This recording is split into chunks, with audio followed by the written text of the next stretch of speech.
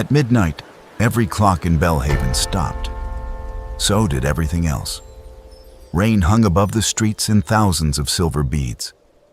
A carriage remained tilted on one wheel as it rounded the festival square. Its horses stood suspended in the middle of a stride, black manes lifted by a wind that no longer moved. Musicians on the city hall steps held their bows above silent strings. A laughing child had both feet off the ground. Fireworks waited over the rooftops as motionless flowers of red and gold. Only Kessa moved. The Orc Clockmaker stood inside the open face of the central tower, with one hand wrapped around a brass lever, and the other pressed against a machine that should not have existed. The hour heart filled the chamber beneath Bellhaven's largest clock.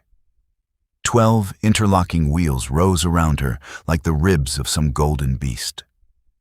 Crystal rods ran between them, carrying pale blue light from the observatory dome to the tower's 4 faces. In the center, a new pendulum made from black meteor glass had stopped 3 inches from Kessa's cheek. It should have completed one clean swing at midnight. Instead, it had swallowed the sound of the final bell. Kessa released the lever. Nothing happened. She pulled it again until the muscles in her green arms tightened beneath her rolled sleeves. The mechanism refused to move. Beyond the open tower wall, rain remained fixed in the air. A pigeon floated between 2 wing beats. Far below, 10,000 festival lanterns burned without flickering. "No," Kessa whispered. Her voice sounded wrong in the silence. Too large. Too lonely. She reached for the emergency release. The instant her fingers touched it, a thin crack of white light raced across the meteor glass pendulum. Pain snapped through her wrist. Kessa stumbled backward, struck a workbench, and sent a tray of screws toward the floor. The screws did not fall. They stopped in the air around her knees. Kessa stared at them. Objects she touched could move for a few seconds. Then the frozen world claimed them again. She looked toward the wall clock above her bench. Its minute hand pointed at 12. Its second hand rested 1 mark before midnight. Not stopped, she realized. Held. The city had become trapped between 2 seconds. Then someone shouted from the square below. "Hello?" Kessa went still. The voice came again, male and breathless. "Is anyone else moving?" She crossed the chamber in 3 strides and leaned through the open clock face. A human man stood in the middle of the frozen festival. He was tall, broad through the shoulders, and dressed in a dark blue waistcoat over a cream shirt with the sleeves rolled to his forearms. Rain beads surrounded him without touching his dark brown hair. A short, rugged beard sharpened the surprise on his face. He turned slowly among the motionless crowd, holding a leather instrument case in one hand and a silver tuning fork in the other. The fork was vibrating. Kessa could see it from the tower. She grabbed the maintenance rope and descended so quickly that her boots skipped half the iron rungs. The square remained unnaturally bright. Lantern flames stood like painted pieces of amber. She pushed through suspended rain and reached the human before he noticed her. "Put that down," she said. He spun toward her. His gray-blue eyes widened briefly at the sight of a tall orc woman emerging from a wall of motionless water. Kessa was accustomed to that pause. Humans noticed her rich, moss-green skin first, then the pointed ears rising through her thick black braid, then the 2 small ivory tusks at her lower lip. They usually stared longest at the brass cap fitted over the right tusk. She had made it herself after an accident with a tower spring. This man looked at the heavy master key hanging from her belt. "You're the clockmaker," he said, "and you are holding the reason my city has stopped." He looked at the tuning fork. "This? Put it on the ground." "I tried. It came back into my hand." Kessa frowned. "That is not possible." Nothing about this square appears especially committed to possibility. His calm answer annoyed her. His voice did not. It was low and warm, the kind of voice built for quiet rooms and late conversations. "Try again," she ordered. He crouched and placed the tuning fork on the cobblestones. It remained there for half a breath. Then silver light stretched between the metal and his fingers. The fork leaped back into his palm with a clear musical note. The sound traveled through the frozen square. Every suspended raindrop trembled. Kessa seized his wrist before he could strike the fork again. The vibration moved into her green hand and climbed her arm like a second pulse. For the first time since midnight, the hour heart answered. High above them, one hidden gear turned. The human looked from her hand to her face. "I assume that means you won't be throwing me out of the city." "It means I haven't decided whether to throw you from the tower." His mouth curved despite the danger. Lucan Vale, musical instrument repairman, occasional tower victim. Kessa. Only Kessa. If we survive the next hour, you may earn the rest. She released his wrist. The absence of that strange shared vibration felt immediate and unwelcome. If you enjoy original fantasy romances filled with mystery, adventure, and characters who must choose each other freely, you can support Tales from Orc on Patreon. You'll find the link at the top of the description. Your support helps make more stories like this possible. Now, back to Kessa and Lucan in the city between seconds. Kessa turned toward the central tower. "What metal is that fork?" "Star silver. I use it to tune glass organs." Her steps slowed. "Where did you get it?" "Your workshop." Kessa faced him again. Lucan lifted both hands. Tuning fork still caught between two fingers. "Not tonight. 6 years ago. I bought it from the previous owner before you took the shop." "The previous owner was my father." "Then he made excellent tools." The answer held no false sympathy, no sudden curiosity about an orc family working in a human city. Just respect for good metalwork. "Why were you carrying it at midnight?" she asked. Lucan raised the leather case. "Because the city orchestra's glass organ went flat 10 minutes before the festival concert. I repaired it. Then every person in Bellhaven became a statue." You are not outside the frozen second by accident. The fork and the hour heart are resonating. "Can you reverse it?" Kessa looked at the suspended fireworks. "Yes." She hoped the lie did not show on her face. Kessa started toward the tower again. Lucan fell into step beside her. "What exactly is the hour heart?" he asked. "A regulator. Bellhaven has 73 public clocks. Every midnight, the tower sends a pulse through buried brass lines and corrects them." "That seems excessive," says the man who spent 4 hours adjusting one organ pipe by the width of a hair. Lucan looked at her. "You have watched me work. Your window faces the canal. So does the bakery. The bakery does not test the same note 31 times. 32. The last one was correct." Kessa almost smiled. The expression felt improper with an entire city trapped around them, so she buried it. They passed a couple frozen beneath a red umbrella. One person's hand rested against the other's cheek. Both caught a breath before a kiss. Lucan's gaze lingered on them. "Do they know?" he asked. "They know nothing. To them, midnight has not arrived." "And to us?" Kessa examined the nearest street clock. A pale line had appeared around its motionless face, like frost made of light. "We are moving inside the missing second." "For how long?" "Until the sun reaches the horizon in real time." "Which is how long for us?" "I don't know." That finally erased the humor from his face. They entered the tower through the public archway. A ticket collector stood behind the desk with one hand extended. Lucan walked carefully around him. What happens if we fail? The frozen second collapses. Bellhaven continues normally. That sounds almost reassuring. We remain inside it. Lucan stopped at the foot of the spiral stairs. Kessa continued climbing. After a moment, his boots followed. Forever? He asked. There would be no forever.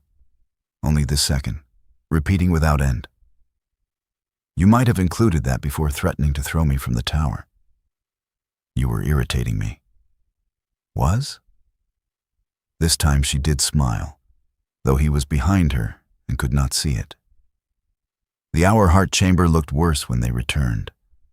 White fractures spread through the meteor glass pendulum. The 12 outer wheels remained still. But something moved inside the crystal rods. A shadow slipping against the flow of blue light. Lucan approached the machine with the respectful caution of a man nearing a wounded animal. I expected more ticking, he said. It is ticking. The sound is too slow for us to hear. He lifted the tuning fork without striking it. The metal bent toward the pendulum as if pulled by an invisible thread. Kessa opened a panel beneath the central axle. Inside, a narrow strip of treated paper had recorded the final movements of the machine in black ink. The line rose steadily, split into 2 waves at midnight, and then vanished beyond the edge. 2 waves. Her pulse and Lucan's fork. I installed the meteor glass pendulum this evening, she said. It was meant to absorb small timing errors and release them during the midnight correction. Instead, it absorbed midnight. Not exactly. Kessa traced the divided line. It found a second rhythm, yours. The heart tried to synchronize both and froze the city while deciding which one was correct. She glanced at him. You understand quickly. I repair instruments. Most disasters begin when 2 parts disagree about the same note. Kessa removed a crystal rod and held it toward the blue lamp. A dark seam ran through its center. The observatory lens powers the heart, she said. If we rotate the lens away from the tower, the machine will lose its hold on the city. Then we climb to the observatory. The direct stair runs through the western gear shaft. And those gears are beginning to move. As if summoned by her words, a deep metallic groan passed through the chamber. One enormous wheel advanced by a single tooth. The floor jumped. Lucan caught the edge of the workbench. Kessa caught Lucan. Her arm closed around his middle before she thought about it. His hand settled against her shoulder to steady them both. For one suspended moment, his body was warm against hers, while everything beyond the tower remained cold and still. The tuning fork between them sang. All 12 wheels moved one tooth. Kessa released him immediately. Lucan did not step away as quickly. That seems important, he said. It means physical contact transfers the resonance. You say that as if it disappoints you. It complicates the repair. Of course. Another metallic groan rolled through the tower. Dust fell from the beams and stopped halfway to the floor. Kessa collected 3 tools, a coil of copper wire, and a pair of protective lenses. She handed Lucan one end of the wire.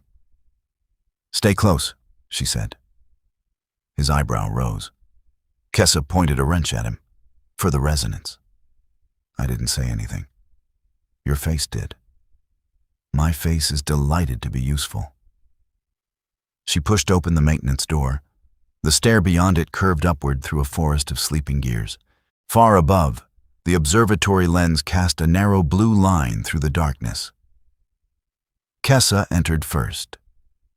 Lucan followed, carrying the note that had broken the world. The western gear shaft had never been designed for people. Kessa climbed between wheels taller than houses, placing her boots on narrow service bars while the hour heart groaned around them.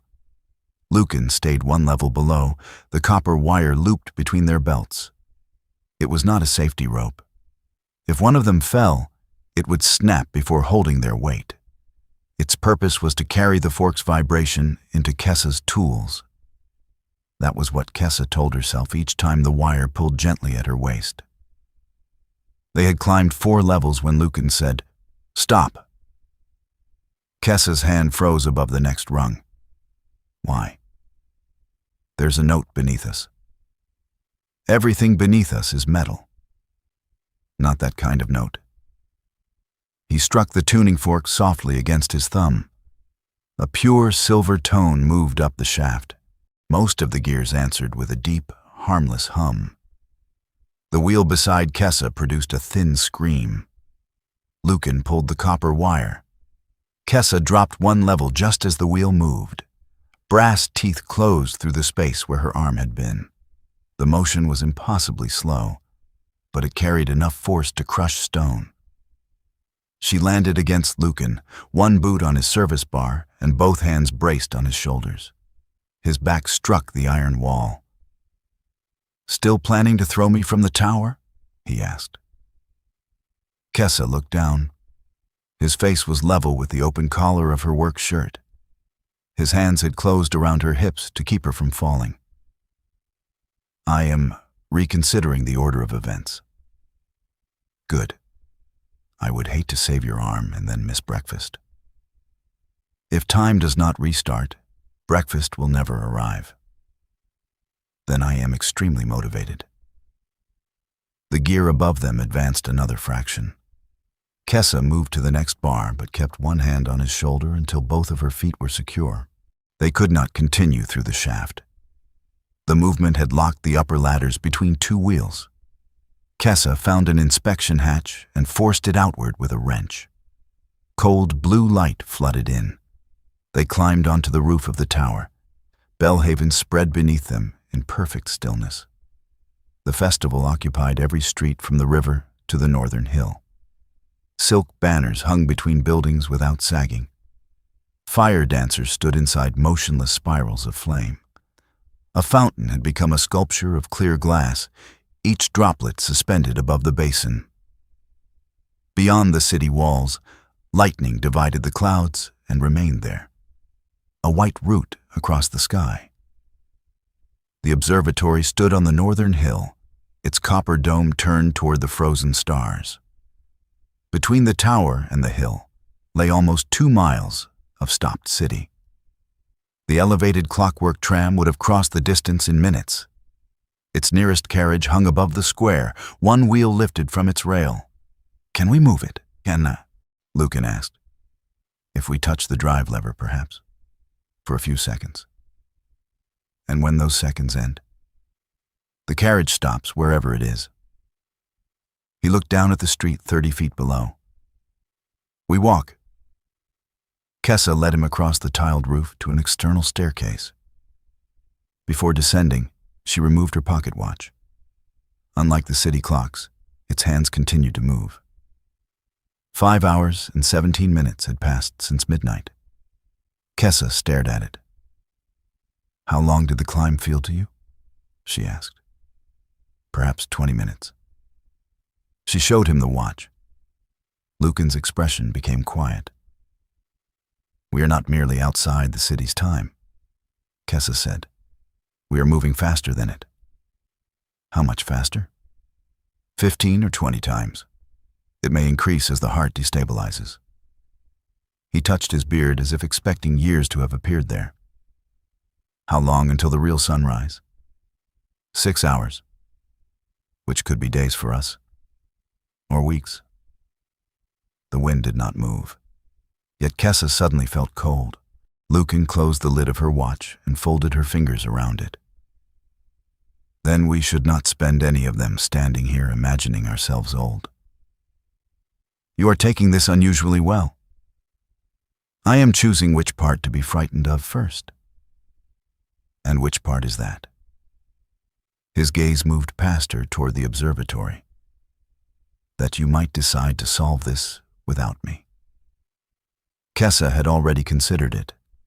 If the tuning fork caused the second rhythm, perhaps sending Lucan beyond the city boundary would collapse his connection.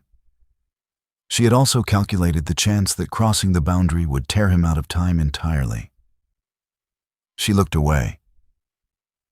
"You did consider it," he said. "I consider every available mechanism." "I am not a mechanism. At present, you are a man carrying a very inconvenient piece of metal." "Better." They descended into the square. Walking among the frozen crowd proved more unsettling than seeing it from above. Kessa passed a merchant with a coin balanced over his palm, a dancer caught on one toe, and an elderly woman whose smile had not yet reached her eyes. None breathed. None blinked. Their warmth remained, but time would not allow it to leave their skin. Lucan stopped near a small girl who had dropped a paper bird. The toy floated below her hand. "Don't touch her," Kessa warned. "I wasn't going to." He carefully moved around the girl. His face had lost its easy amusement. "You know everyone believes clockmakers dislike lateness," Kessa said. "That is not why we build clocks." "Why do you?" "Because time should belong equally to everyone. A rich man in the High District and a baker beside the South Wall should receive the same hour."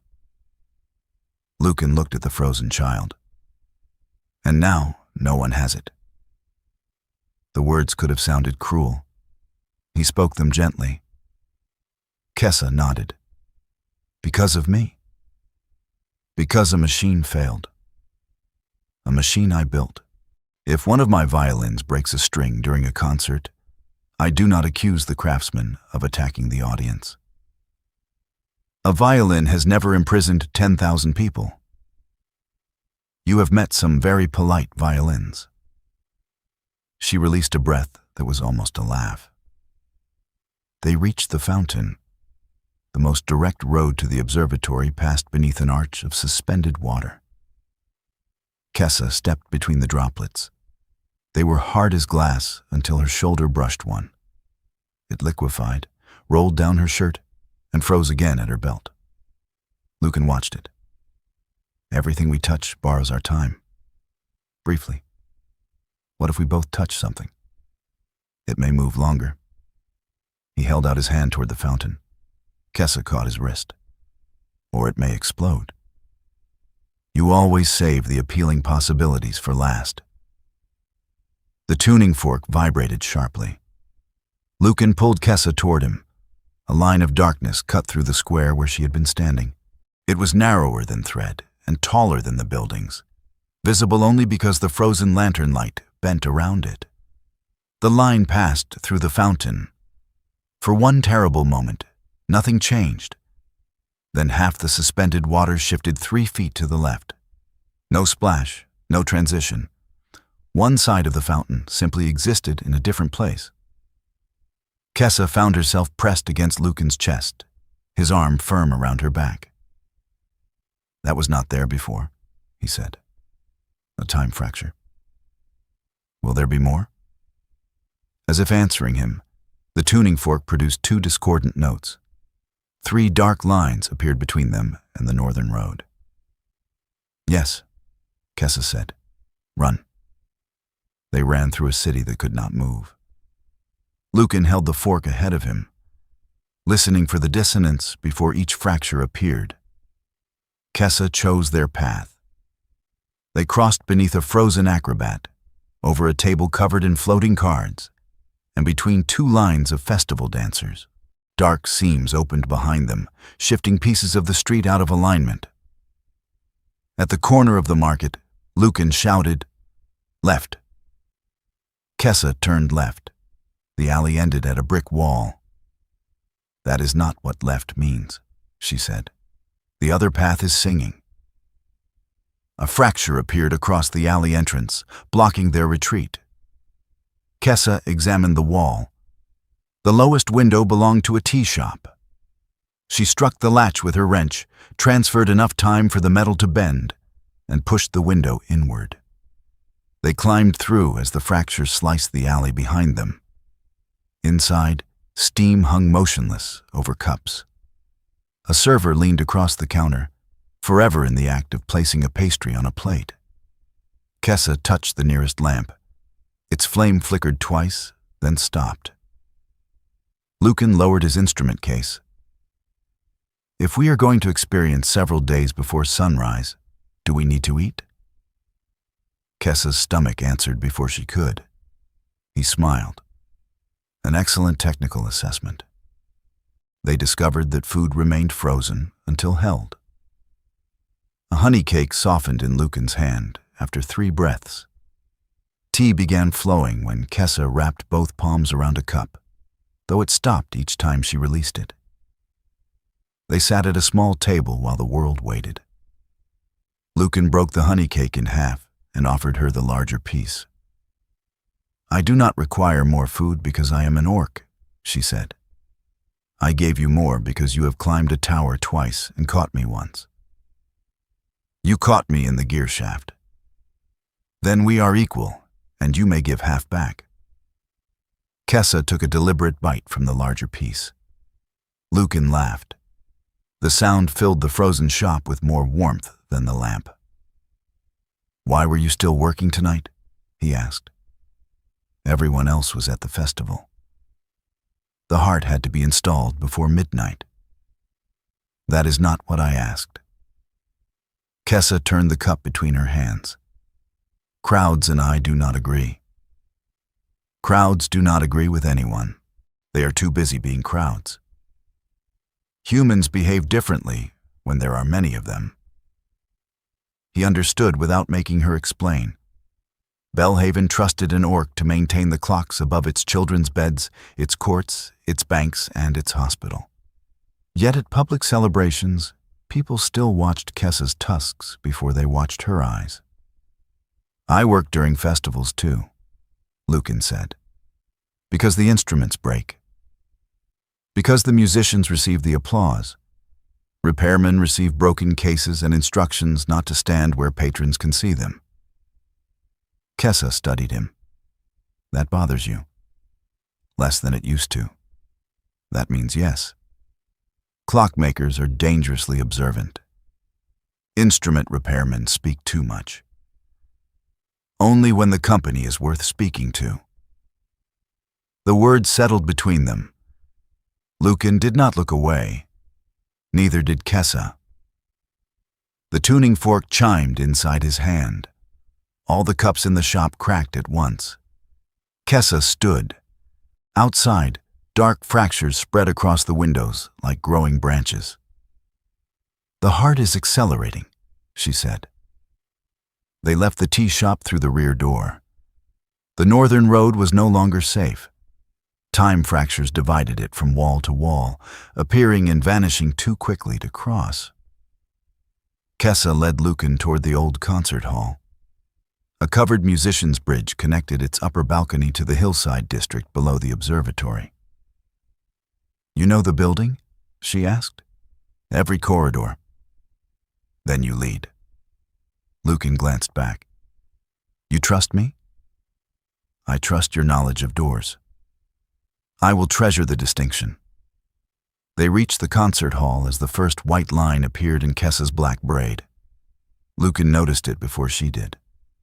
His smile disappeared. He touched the strand gently between 2 fingers. The contact sent a steady pulse through both of them. Nearby fractures dimmed. "Kessa," he said. She looked at the matching streak of silver beginning at his temple. The missing second was already taking its price. The stage door opened beneath Lucan's shoulder. Inside the concert hall, hundreds of people waited for a note that would never arrive. The midnight orchestra filled the stage. Violins rested beneath raised bows. Brass players held motionless breaths behind silver mouthpieces. The conductor stood with both arms lifted, his baton a white slash above the musicians. Beyond them, the glass organ rose nearly to the painted ceiling, its transparent pipes filled with trapped blue light. Lucan walked toward it as if approaching an old friend. "You repaired that tonight?" Kessa asked. 3 cracked pipes and a collapsed air valve. In 10 minutes? 14. I missed the fireworks. Kessa looked through the tall windows. A golden firework remained open above the eastern roofs. You have not missed them yet. Lucan followed her gaze. That is either comforting or horrifying. The covered musicians' bridge began at the upper balcony. To reach it, they crossed the stage between frozen players. Lucan paused beside a young violinist and adjusted the instrument before it slipped from her shoulder. He did it without thinking. The violin borrowed a moment of his time. One string released the note it had been holding. The sound traveled into the glass organ. Every pipe answered. Blue light flared across the hall. The frozen audience remained still, but their shadows turned toward Lucan and Kessa. Kessa reached for her wrench. Shadows should not do that, Lucan said. An excellent technical assessment. He gave her a quick look despite the danger. The shadows stretched across the carpet and joined in the center aisle. A time fracture opened above them, wider than the others and filled with a view of the hall as it had been an hour earlier. Through it, living musicians laughed and tuned their instruments. Patrons moved to their seats. Kessa saw herself outside the distant window, crossing the square alone with the meteor pendulum wrapped in canvas. Then the vision changed. The same hall appeared old and abandoned. Dust covered the chairs. The ceiling had collapsed. Moonlight fell through broken glass. Past and future pressed together inside the crack. Lucan struck his tuning fork. The fracture shivered but did not close. The organ is amplifying it, Kessa said. We need to silence the pipes. The valves are frozen. Then lend them our time. They reached the organ console. Lucan placed both hands on the keys, while Kessa opened the lower panel. The moment their bodies touched the instrument, air rushed through its bellows. The organ released a chord powerful enough to shake dust from the rafters. The frozen conductor's coat moved in the sudden wind. 100 candle flames bent. For 5 breaths, the concert hall lived inside their borrowed time. Which valve? Kessa shouted over the cord. Blue lever, then the brass wheel. They are all blue. The beautiful one. I dislike musicians. You dislike everyone. Not everyone. The answer escaped before she could stop it. Lucan turned on the organ bench. Kessa found the correct lever and pulled. The chord softened to a single low note. The wide fracture above the aisle narrowed. Hold it there, Lucan said. I am holding it. The pitch needs to rise. Then make it rise. I need another pair of hands. Kessa climbed onto the bench beside him. The space was built for one musician, not a broad human man and an even broader orc woman. Her thigh pressed against his shoulder fitted beneath hers. Lucan guided her green fingers to 3 ivory keys. When I count 4, press them together.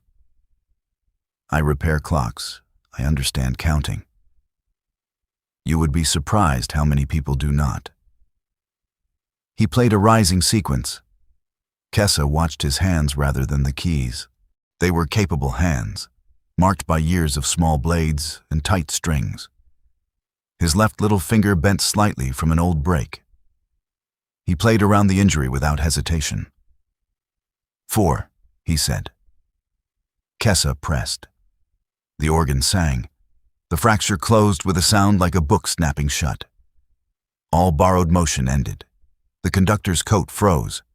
The candles straightened. Silence returned so completely that Kessa could hear Lucan's heartbeat.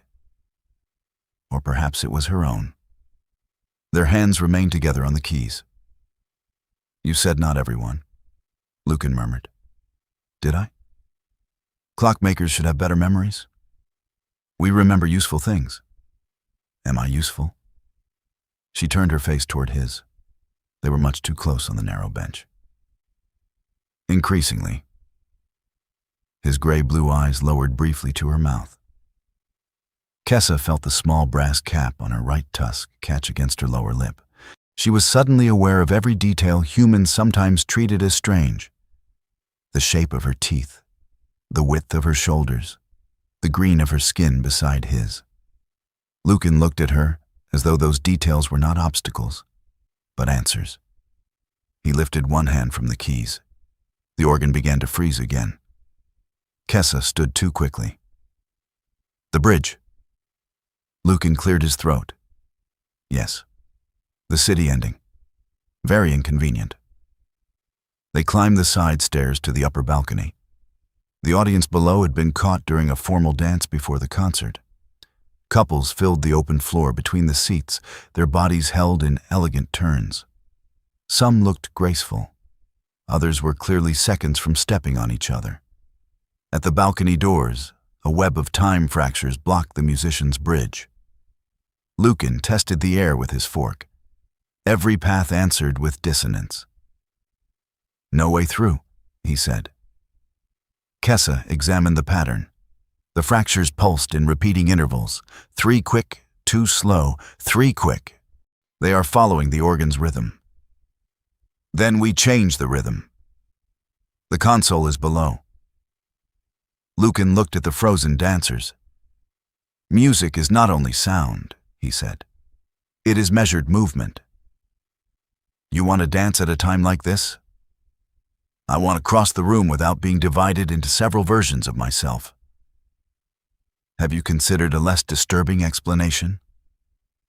He stepped in front of her and offered his hand. Kessa looked at it. I do not dance. You build clocks. Dancing is counting while someone distracts you.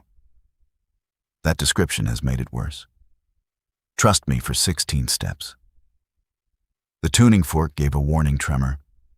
Another silver strand appeared in his dark hair. Kessa placed her hand in his. Lucan's fingers closed around hers. He guided her down the balcony stairs and onto the dance floor. They moved carefully among the frozen couples. His right hand settled at the side of her waist, respectful and warm. Kessa rested her left hand on his shoulder. 3 quick, he said. 2 slow, then 3. I know the pattern. You are standing on my foot. Kessa moved her boot. Your foot was poorly placed. Naturally. He stepped backward. She followed. The fractures above the balcony responded, brightening with each movement. 3 quick, 2 slow, 3 quick. Lucan turned her beneath his raised arm. Kessa's braid swept across his chest. When she returned, he caught her closer than before. The tuning fork began to produce a steady note from his pocket. Their joined rhythm was affecting the hall. Around them, borrowed seconds flickered through the frozen dancers. A skirt moved. A candle flame bent. A violin released a distant whisper. Again, Kessa said. Lucan smiled. You are enjoying this. I am repairing a pattern. With your hand on my shoulder. It is structurally necessary. My favorite kind of necessity. They repeated the steps. This time Kessa anticipated the turn. Lucan's hand slid from her side to the center of her back, guiding without forcing. She moved easily despite her size. Years of balancing on tower beams translated into unexpected grace. The bridge fractures dimmed. They should have stopped. Neither did. The silent hall became theirs. No staring crowd. No musicians hidden behind velvet ropes. No clock reminding them that they were late for lives other people had designed. White and gold light from the frozen fireworks fell through the windows, covering Kessa's green skin and Lucan's cream shirt. You lied, he said. About what? You can dance. I can count. Then count this. He slowed until they barely moved. One of Kessa's hands remained in his. The other rested against the back of his neck. She had not intended to put it there. Lucan's thumb traced one small arc against her waist. 1, he said quietly. Kessa's amber eyes held his. 2, 3. His face lowered. The tower bell struck without moving. The sound came from everywhere at once. The floor rolled beneath them. Lucan tightened his hold as the entire concert hall shifted 6 inches sideways, then returned. The fractures above the balcony reopened. Kessa stepped out of his arms, breathing harder than the dance required. "The heart is trying to complete midnight," she said. "It has terrible timing." The bridge was briefly clear. They ran for it. The covered passage crossed above a narrow street, joining the concert hall to the hillside archive. Halfway across, time caught up with the glass walls. Every window shattered at once. The pieces did not fall. They hung around Kessa and Lucan like a field of transparent knives. "Don't touch them," Kessa said. That advice arrived at the correct moment. They moved carefully between the shards. Lucan held his case against his chest. Kessa turned sideways where the path narrowed, drawing her braid over one shoulder. A shard brushed the copper wire between their belts. The glass borrowed time. It cut through the wire. The loss of connection hit both of them. Kessa's vision doubled. Lucan stumbled, suddenly blurred at the edges, as though she were seeing him through moving water. "Lucan." He reached for her. His hand passed through the space beside her shoulder. They were falling into different rhythms. Kessa seized the front of his waistcoat and pulled him toward her. Their bodies met, and the world snapped back into focus. Lucan wrapped both arms around her. The tuning fork steadied. "Do not let go," Kessa said. "That instruction is much better than the others." They crossed the remaining bridge chest to chest, turning together through the frozen shards. Kessa could feel the rise of each breath beneath his shirt. Lucan's cheek brushed her temple. It should have been awkward. Instead, their bodies found a shared movement more naturally than they had on the dance floor. At the final door, Kessa reached around him for the handle. Her mouth came close to his ear. His breathing changed. So did hers. They entered the hillside archive and closed the door behind them. The moment the glass field vanished from view, Lucan released her enough to see her face. His hands remained at her waist. "Are we stable?" he asked. Kessa listened. The tuning fork was quiet. "Yes." Neither moved apart. "Then why are you still holding me?" she asked. "You are still holding my waistcoat." Kessa looked down. Her green fist had pulled the fabric open at his chest. She loosened her grip but did not remove her hand. Lucan's expression lost its humor. "Tell me this is only the resonance." Kessa could have lied. It would have been sensible. They had known each other for less than one ordinary second, even if their bodies had lived through most of a day. The city was breaking. Silver had appeared in their hair. The observatory remained half a mile uphill. None of that made his mouth less inviting. "It is not only the resonance," she said. Lucan lifted one hand slowly, giving her time to stop him. His fingers touched the scar through her eyebrow. "May I?" Kessa answered by pulling him down. Their first kiss was not careful. Lucan's back met the archive door. Kessa's hands found his shoulders while his arms closed firmly around her. His mouth was warm and certain, adjusting naturally to the small curve of her tusks. He did not hesitate at the brass cap. He kissed her as though he had been thinking about it since the frozen square. Kessa had been thinking about it since the organ bench. Perhaps earlier. The tuning fork sang between them, a rich note instead of a warning. Golden light spread from Lucan's pocket, crossed Kessa's belt, and ran through the archive floor. For 3 seconds, the building woke. Loose papers fluttered. A clock completed half a tick. Somewhere behind the shelves, a mechanical catalog device stamped a card. Then stillness returned. Kessa ended the kiss slowly. Lucan followed for another inch before opening his eyes. That, he said, was structurally necessary. She laughed against his mouth. It was the first time Lucan had heard her laugh without restraint. His expression softened so completely that Kessa felt something inside her become more dangerous than any fracture. Hope. She rested her forehead against his. When the city moves again, this does not become unreal. Agreed. We do not blame the frozen second. Agreed. And you do not tell anyone I stepped on your foot. That price may be too high. Kessa kissed him again, shorter but no less deliberate. Agreed, Lucan whispered. The floor beneath them pulsed. From somewhere above the archive, a deep sequence of clicks moved toward the observatory. Kessa released him and looked at the ceiling. The lens is rotating by itself. Toward the tower or away? Blue light poured through the eastern windows. Toward it, the hour heart was tightening its grip. The archive's upper passage opened onto the observatory hill.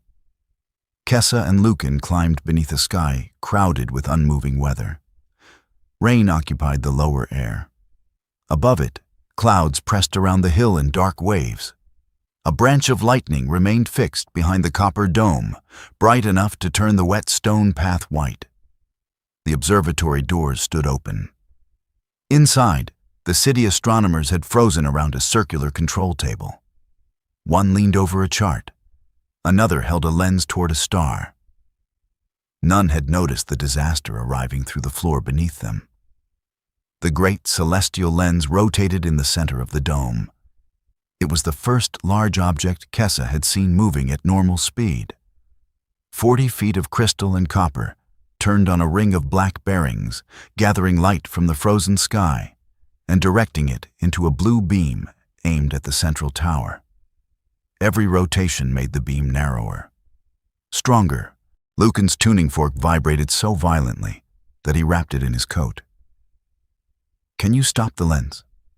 he asked. "Yes." Was that another lie? Not yet. Kessa crossed to the control table. The astronomer's hand rested above a wheel engraved with the 12 positions of the sky. Kessa touched the wheel and lent it a moment. It turned beneath her palm, then snapped back. The machine rejected her rhythm. Lucan came beside her. When he covered her hand with his, the wheel moved farther. The blue beam shifted away from the tower by the width of one window. For that brief instant, Bellhaven reacted. Far below, one festival banner dropped 3 inches. A horse completed half a step. The golden firework above the eastern roofs expanded. Then the control wheel froze and the lens returned to its previous position. "It requires both of us," Lucan said. "Everything does now." He looked at her, and the simple warmth in his expression made the words feel less like a problem. Kessa removed the lower plate from the control table. Brass pipes descended through the hill, part of the buried network connecting the observatory to the hour heart. 2 narrow regulators sat side by side inside the mechanism. One had turned blue, the other glowed silver. 2 rhythms. She placed a fingertip against each regulator. The blue one matched the pulse in her wrist. The silver one matched Lucan's tuning fork. "The heart is no longer trying to choose between us," she said. "That sounds promising." "It is using both rhythms to hold the second open." "Less promising." Kessa followed the lines with her eyes. The regulators entered separate pipes. One returned to the central tower. The other controlled the lens above them. The repair became clear. She wished it had not. "We have to reverse both rhythms simultaneously," she said. "The lens must turn away at the exact moment the hour heart's central escapement is released." Lucan looked toward the distant tower. "Those controls are not in the same building." "No." "How exact is exact?" "Closer than 1 heartbeat. He unfolded the city chart pinned beneath the astronomer's hand. The brass synchronization lines connect both places. Sound can travel through them. Not quickly enough. In ordinary time. Lucan removed the tuning fork from his coat. We are not in ordinary time. He struck it lightly against the control table. The note entered the brass pipes. A moment later, the central tower answered with a deep vibration. It was not audible through the air. Kessa felt it through the soles of her boots. Lucan smiled. I can guide you from here. No. Kessa, if we separate, our rhythms drift. You nearly vanished on the musician's bridge. Then we connect them through the pipes. If that connection breaks, we repair it. You are not a clockmaker, and you are not an instrument. Yet we have spent the night treating each other like both. Kessa turned away from him, the city shone below, beautiful and helpless. She could remain beside Lucan and preserve their shared rhythm a little longer, but the frozen second would eventually close around them forever. Kessa opened her pocket watch. 2 days had passed for them. The white streak in Lucan's hair had widened. Fatigue marked the corners of his eyes. Kessa's own joints felt heavy, as though she had worked without sleep for several nights. There is a service tram beneath the observatory, she said.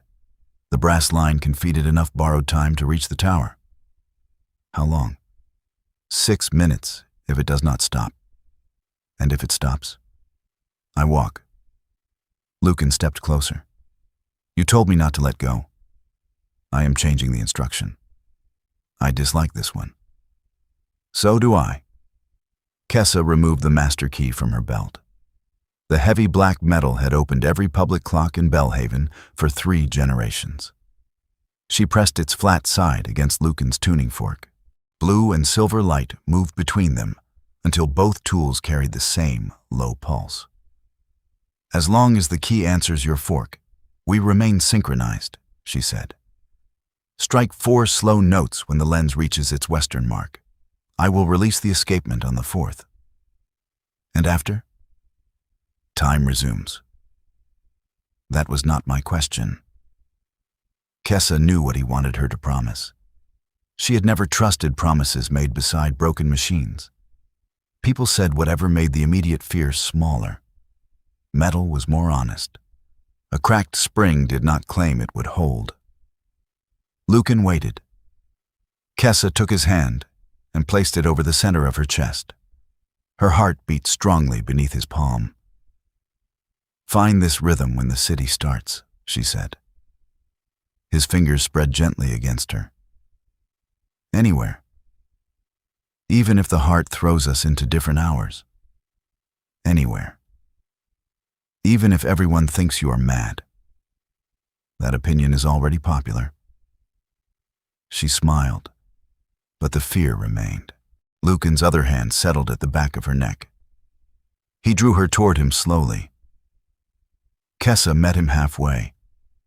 Their kiss in the observatory was different from the first. No surprise. No desperate need to test whether the attraction was real. This one was a promise made carefully, mouth to mouth, while a frozen city waited below. Kessa held the front of his shirt. Lucan's thumb brushed the brass cap on her tusk with a tenderness that almost broke her resolve. When they separated, he kept his forehead against hers. 4 slow notes, he said. Do not improvise. You wound me. You are a musician. Instrument repairman. Worse. You know what musicians should sound like. He laughed softly. Kessa memorized the sound. Then she left. The service tram waited in a tunnel beneath the observatory. It was a small maintenance carriage suspended from a single overhead rail. Under normal conditions, gravity carried it down the hill while a clockwork brake controlled its speed. Nothing about the current conditions was normal. Kessa connected the glowing master key to the tram's brass contact plate. The carriage jerked forward. Behind her, Lucan struck the tuning fork once. The note traveled down the rail and into the key at her belt. Kessa felt it like his hand against her heart. She released the brake. The tram plunged into Bellhaven. It passed through the hillside tunnel and burst above the northern road. Frozen lanterns flashed beside Kessa. Time fractures opened across the rail, but Lucan's continuous note revealed them as black bands ahead. Kessa leaned hard on the service lever. The tram borrowed time from the brass network, slowing and accelerating in violent pulses. It passed through the first safe gap. A fracture sliced the rear platform away. The carriage tilted. Kessa wrapped one arm around the control post and kept the master key pressed to the contact plate with the other. Below, the festival crowd waited in perfect ignorance. She could not jump without landing among them. The next fracture appeared directly across the rail. Lucan's note changed. One high pulse, two low. Not music, instruction. Kessa looked left. The elevated track ran beside the roof of the concert hall. She understood. At the final safe moment, Kessa ripped the key from the contact plate and jumped. The tram entered the fracture and became 3 separate carriages occupying 3 different positions in the sky. Kessa struck the concert hall roof shoulder first, rolled across the wet tiles, and caught a copper gutter before sliding over the edge. The master key left her hand.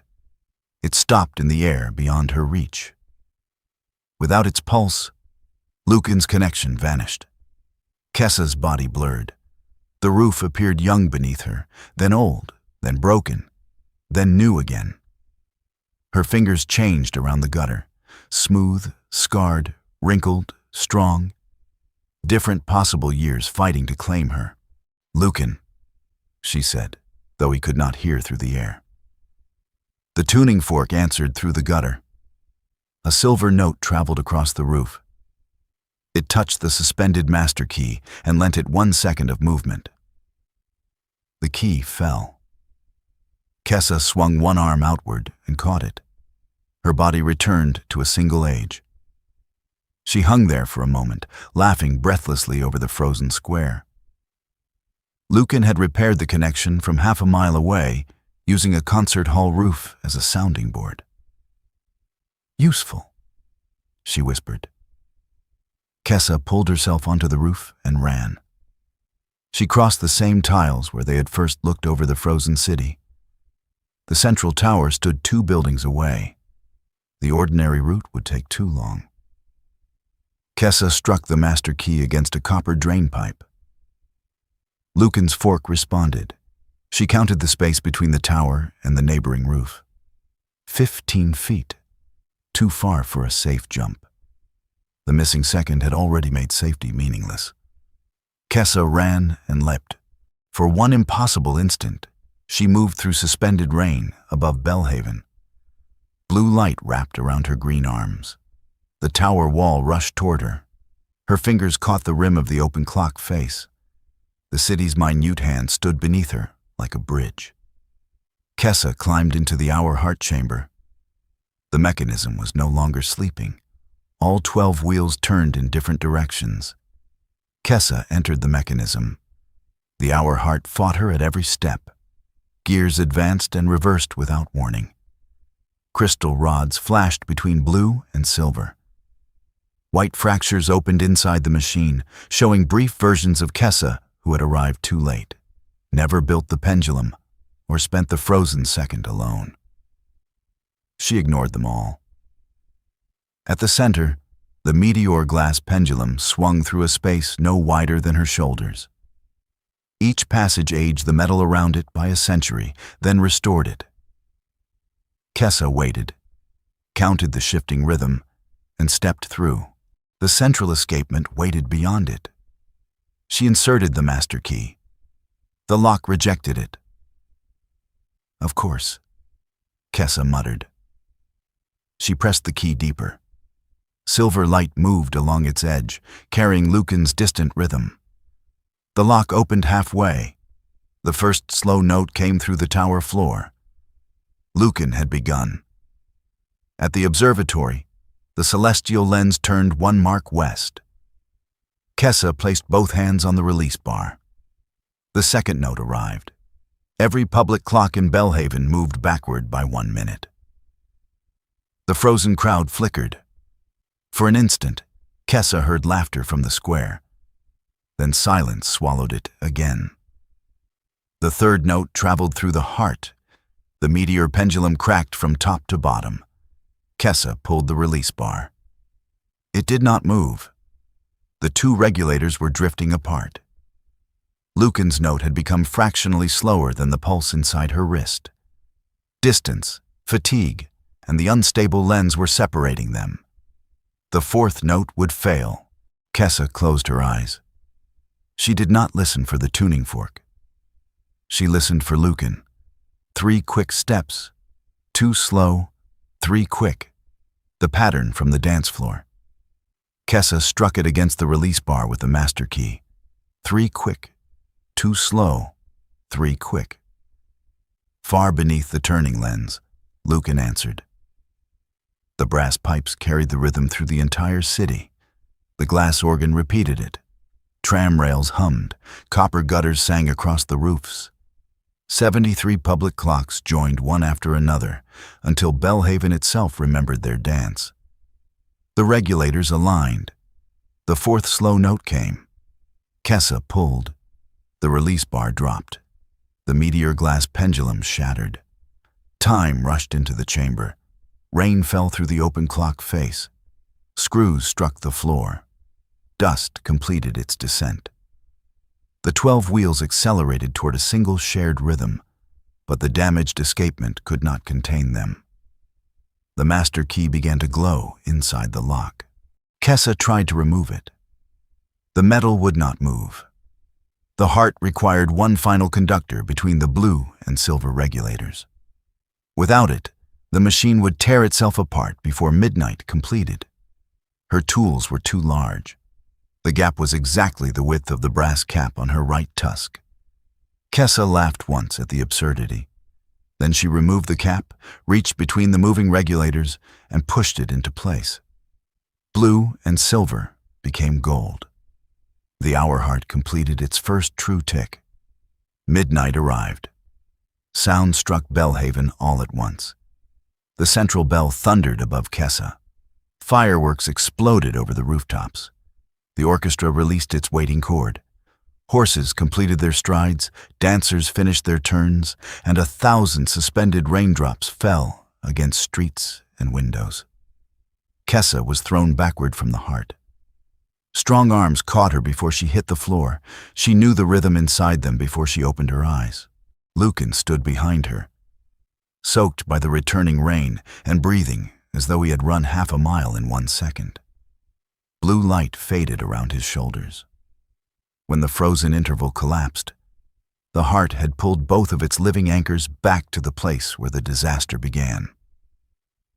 "Anywhere," he said. Kessa turned in his arms. The white streak at his temple remained. So did the wider silver line in her braid. Their clothes carried dust, rain, and 2 impossible days. Outside, the festival continued without a single person realizing it had stopped. "How long?" Lucan asked. Kessa opened her pocket watch. The ordinary second hand moved past midnight. 1 second, she said. Lucan looked at her. That was a very full second. Kessa touched his face, needing the proof of warmth beneath her palm. "The kiss in the archive happened," she said. "Twice. The observatory also happened. I remember. And the dance. Especially your foot." She pulled him closer by the waistcoat. "I warned you. You promised not to blame the frozen second. I am not blaming anything." Kessa kissed him while fireworks filled the open clock face. This time the tuning fork did not sing. No machine borrowed their movement. Time neither slowed nor fractured. Lucan's hands settled at her waist because he wanted them there. And Kessa's arms circled his neck because she had chosen him in a moving world. The kiss lasted far longer than 1 second. When they finally separated, the first festival bell was still echoing. Lucan glanced toward the damaged heart. "Can you repair it?" Kessa watched the 12 wheels turn together. The meteor pendulum was gone. Her master key had melted into the escapement, and the brass tusk cap now carried the city's midnight pulse. "Not as it was," she said. "Good. Good?" "It froze an entire city. It also brought you to my tower." Lucan considered this. "Then perhaps keep one piece." Kessa looked at the golden light moving through the mechanism. "Perhaps?" 3 months later, the clocks of Bellhaven no longer corrected themselves at midnight. Kessa had dismantled the hour heart and replaced it with a simpler system. Each district employed its own clockmaker, and once a week they met to compare their instruments by hand. It was less perfect. Some clocks ran 2 seconds fast. Others lost a minute during cold weather. Kessa discovered that equality did not require every clock to be identical. It required someone to notice when one had been neglected. Her workshop changed too. Violins now occupied the shelves between clocks. Organ pipes leaned beside pendulums. Customers often found a tall human man bent over a music box, while a powerful orc woman worked at the neighboring bench. They argued about rhythm, shared tools without asking, and closed the shop together every evening. Lucan moved into the rooms above the workshop after pretending for exactly 12 days that he still needed his apartment across the canal. Kessa never replaced the brass cap on her tusk. The uncovered ivory reminded her that not every broken or missing piece required hiding. On the anniversary of the Frozen Second, the city held another midnight festival. Kessa attended. She wore a dark red dress that left her strong green arms bare and tied the silver streak in her braid with a gold thread. Lucan waited for her beneath the clock tower in a charcoal coat, his matching white streak visible at his temple. When the orchestra began, he offered his hand. 16 steps? He asked. You will need more than 16. Is that confidence? It is a warning. They joined the dancers in the square. People looked at Kessa. Some noticed her tusks. Others noticed the human man smiling as she corrected his footwork. Kessa noticed only Lucan's hand at her waist and the steady rhythm they had chosen together. At midnight, the bell rang normally. Rain continued falling, horses continued moving. The music did not stop. Kessa kissed Lucan beneath the turning clock while the entire city watched. For everyone else, midnight was an ordinary moment passing into tomorrow. For Kessa and Lucan, it was the place where time had once ended and where their life together had begun.